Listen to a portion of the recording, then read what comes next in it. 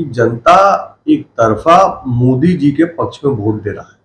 बाकी जिनका संगठन नहीं है, बूथ पे कोई सिस्टम नहीं है, चिंता उनको होनी चाहिए। मोदी जी के आने का मतलब है कि राजनीति में परिवारवाद समाप्त होगा।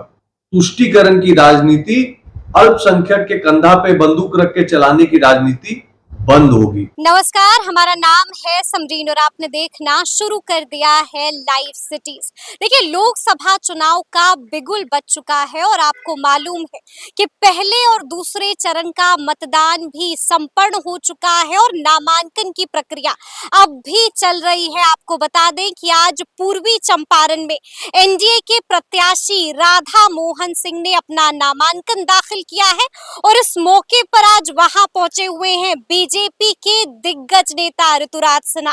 आपको बता दें कि लाइव सिटीज ने भी ऋतुराज सिन्हा से एक्सक्लूसिव बातचीत की है और इस बातचीत के दौरान ऋतुराज सिन्हा ने कई बातों का जिक्र किया है।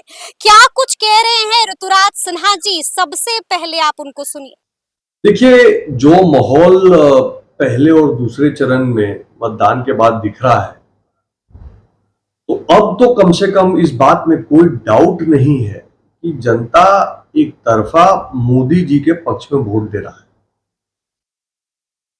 जात पात की राजनीति, अल्पसंख्यक तुष्टीकरण की राजनीति असफल होती दिख रही है और मोदी जी का जो मॉडल है, एक तरफ विकास और दूसरे तरफ विरासत का संरक्षण, विकास भी विरासत भी, बिहार की जनता पूरी तरह से इसके साथ है।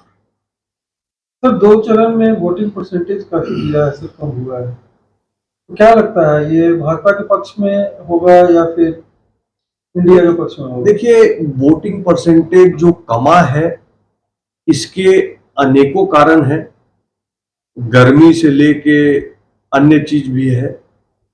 मेरा मानना है कि इसका लाभ भाजपा को ही मिलने वाला है, क्योंकि देखिए, भाजपा का जो वोटर है वो काडर वोटर होता है, वो पीढ़ी दर पीढ़ी भाजपा को वोट गिराने वाला होता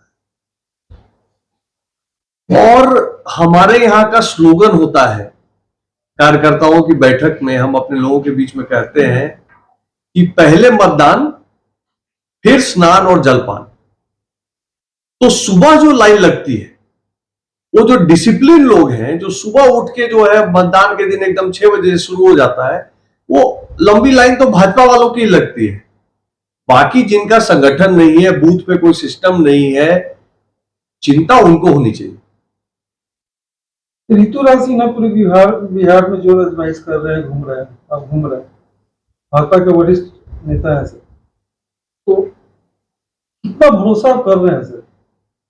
देखिए, मैं पूरी तरह से विश्वस्त हूं कि प्रधानमंत्री मोदी जी तीसरी बार देश के प्रधानमंत्री बनने वाले हैं और 4 जून को जब रिजल्ट आएगा तो यह बात सर्टिफिकेट के रूप में हमको प्राप्त हो जाएगी। लेकिन आज अगर आप सड़क चलते जनता से पूछ लीजिए तो आपको यही बताएगा, क्योंकि जनता जानती है कि मोदी जी के आने का मतलब है कि विकास की दिशा में जो देश निकल पड़ा है उसको और तीव्र गति मिलेगी। मोदी जी के आने का मतलब है कि राजनीति में परिवारवाद समाप्त होगा।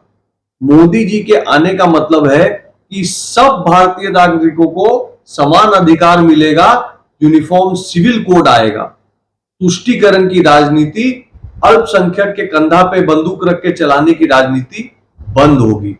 देश भविष्य के लिए तैयार होगा।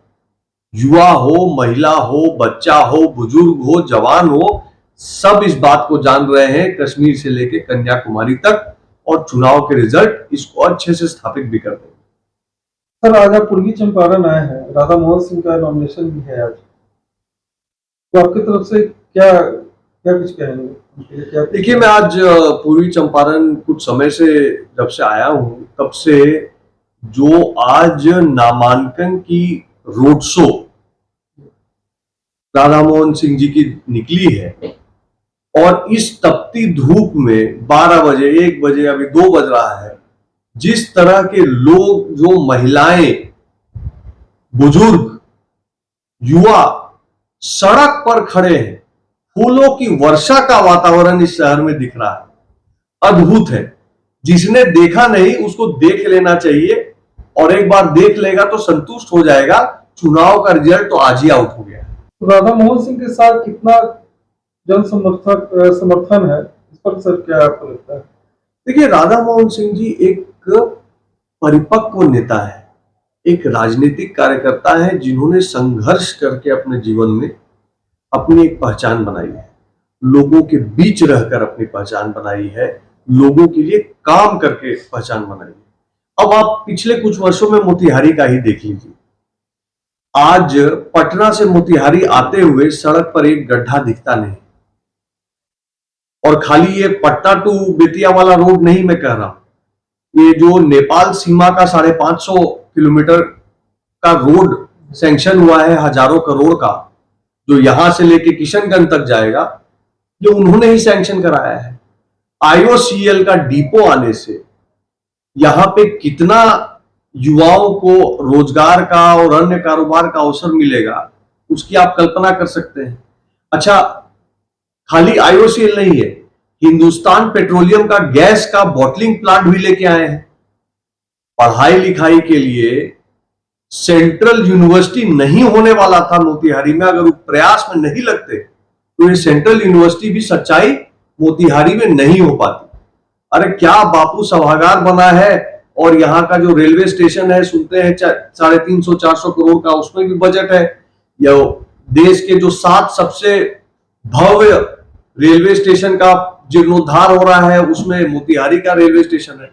तो सड़क लीजिए, पढ़ाई लीजिए, इंडस्ट्री लीजिए, रेल लीजिए, जो लीजिए, उसमें राधा मोहन जी ने काम किया है। गरीब की अगर बात करें तो 3 लाख गरीब परिवारों को पक्का मकान मिला है, ये कोई कम बात है।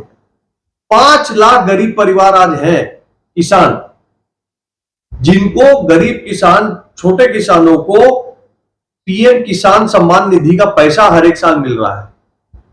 अच्छा, आप आ जाइए, करीबन 3 लाख परिवार है जिनको 5 लाख तक का इलाज आयुष्मान कार्ड के माध्यम से उन्होंने ही एनरोल करवा के दिलवाया है। 10 लाख गरीब लोगों को अनाज, 10 लाख गरीब परिवारों को अनाज अन्य योजना के माध्यम से राधा मोहन जी दिलवा रहे हैं। तो मोदी जी और राधा मोहन जी ने जो एक काम मोतिहारी में किया है, जनता वो देख रही है।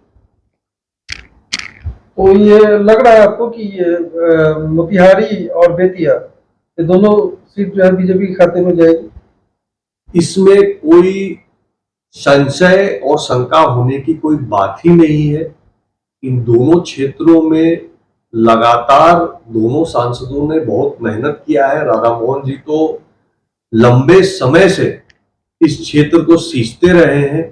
यहाँ का एक एक घर, एक एक परिवार, एक एक समाज, एक जात बिरादरी, सारे लोग उनको जानते हैं, पहचानते हैं, मानते हैं। और उनको इस बार आप देखिएगा कि उन्होंने जितना भी चुनाव लड़ा है उससे सर्वाधिक मत और सर्वाधिक मार्जिन इस बार राधा मोहन बाबू को मिलने वाला है। तो सुना आपने क्या कुछ कह रहे हैं ऋतुराज सिन्हा। देखिए, साफ साफ कह दिया है कि पहले मतदान और उसके बाद स्नान और जलपान, बड़ी बात कह दी है। और साफ साफ कह दिया है कि बिहार में इस बार NDA 40 में से 40 होने जा रहा है। तो अब देखना होगा कि आगे आगे क्या कुछ होता है। तो ये पूरी बातचीत आपको कैसी लगी है, कमेंट करके हमें जरूर बताइएगा। तो ऐसे तमाम अपडेट्स के लिए ऐसे ही हमारे साथ बने रहिएगा और देखते रहिएगा लाइव सिटीज। बहुत शुक्रिया।